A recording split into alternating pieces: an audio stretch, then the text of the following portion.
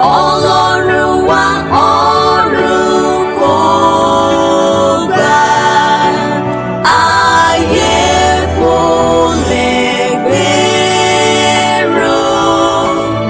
Ọ̀run ayé yóò kọjá lọ, bó bá wá jọba.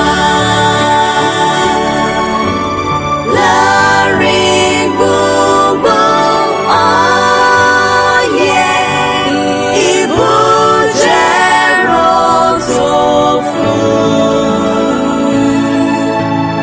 Olúwa alágbára, Jésù Kristi.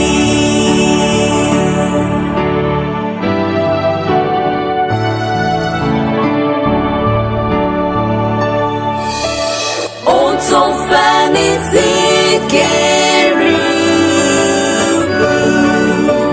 sí lọ́sàn-án lóru.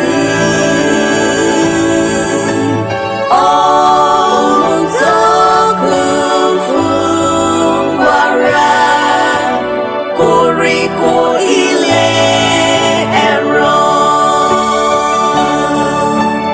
Ohun tó fẹ́ ní táǹgẹ̀, ó wọlé fún ọ.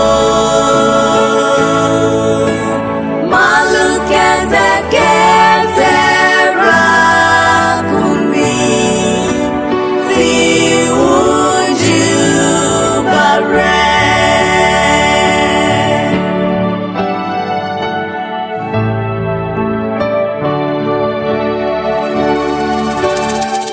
Áńgẹ́lì nípò-dépò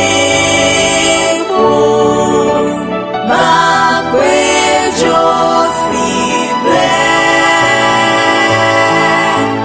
Kérúbù, séráfù máa wà nínú afẹ́fẹ́.